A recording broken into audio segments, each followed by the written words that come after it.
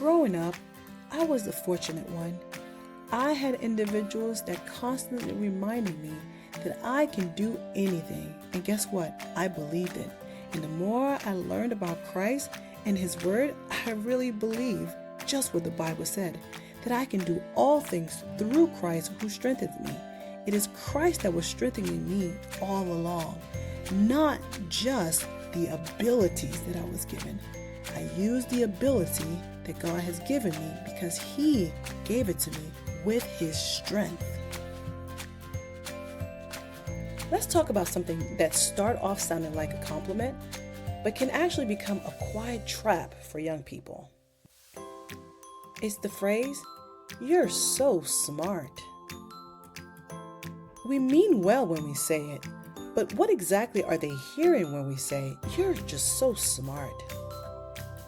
Oftentimes, we want to celebrate that child who learns quickly, solve problems, or read above their grade level. However, don't allow ourselves as adults to put them into this trap that can be a cycle that brings them down to identifying themselves only as a smart child. Over time, this label, being smart, can become their very own identity, longing to be praised by the very thing that they did that gave them that label.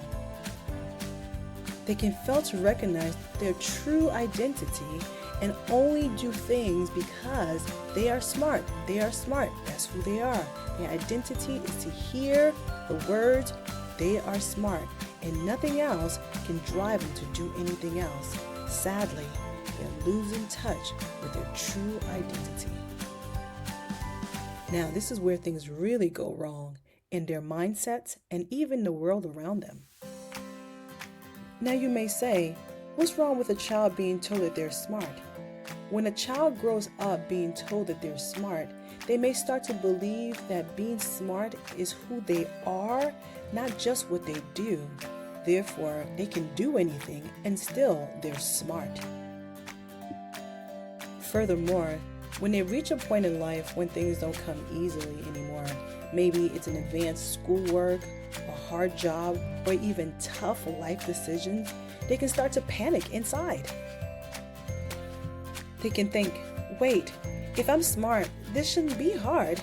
I can't show people that I'm not smart, even though I'm struggling. Maybe I can pretend or not even try at all. That thought alone can make a person stop reaching their God-given potential and even miss out of identifying and serving it in their life's purpose. There are even some that will give up before they even begin any kind of thing that they could potentially do or master. Why? Because now they have a fear of failing. They've been taught that smart people don't struggle. They've been taught that smart people can't fail or should not show that they're weak in any area, especially subject areas and various things in life. Thus, we have a struggle now of how do I even start something that if I'm going to think that I'm going to fail, let me not even try. But sadly, they don't know and understand that failing is normal. But getting back up is an extraordinary feeling that they can have when they try their very best. Rather than being exposed as not smart, they avoid challenges altogether. They may even avoid people that may appear to be smarter than they are. So internally, they might be living in isolation in their mind that they need to be an imposter or avoid things that can cause to expose them that they may not even know everything. That's not just harmful, that's heartbreaking. You see, when we tie a young person's identity to being smart, we're missing the bigger picture that God has for that particular child.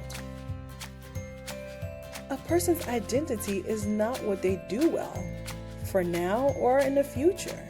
It's not what they do well at present either. A person is who they are in Christ, as Christ has defined them.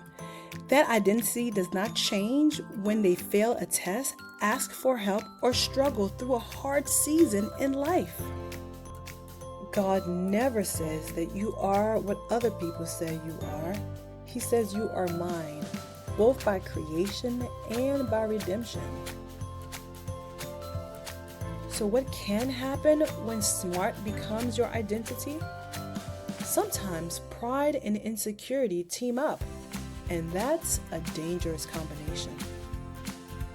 In the world of psychology, that young person may develop something called defensive arrogance, acting like they know it all, because deep down, they're afraid someone will find out they don't. They may struggle with cognitive empathy, not understanding why others don't get it as fast as they do, or worse, they may look down on others for it. As individuals, we can do smart things. They may even come up with wise and wonderful, genius ideas. But no one's value is ever found in their intellect, the things they do, or even the wonderful ideas they come up with. But we must remember that your worth, your children's worth, is not in their GPA or how fast you solve a math problem or how many books you have read or they have read before middle school. No matter the accomplishments we have, our worth is always found in Christ. So what does that mean exactly? What if, instead of calling kids smart, we call them a child of God, a person or a child that is using their God-given ability to accomplish great things? They would be more open to you teaching them different things. Because why? They know that they don't know everything. Even lessons on how to be courageous and brave for speaking the truth in love or standing up for what is truth. We can continuously express our praises with them to God for the effort, the growth, and the good character they show. They will know that they belong to God, and nothing can take that away, not even failure. Let's raise and encourage young people who don't give up when life gets hard, but stand firm because they know who they are, even when the answers don't come easy.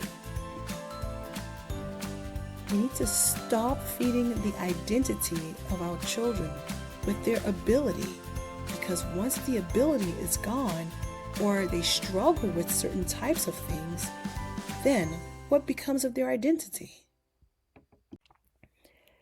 Let's feed the young people's mind. Let's feed their identity with the truth. Jesus is the truth. The Bible said in John 14, Jesus says, I am the way, the truth, and the life. They are not their performance. They are not their accomplishments. They are His. They belong to Jesus. If this resonates with you or someone that you know might need to know this information, please share with a parent, share with someone that needs to be reminded of this today. Thanks for watching. Please remember to like, subscribe, and turn on the notification bell so that we can continue to share great content as it relates to mental health and our health in general. God bless. Bye.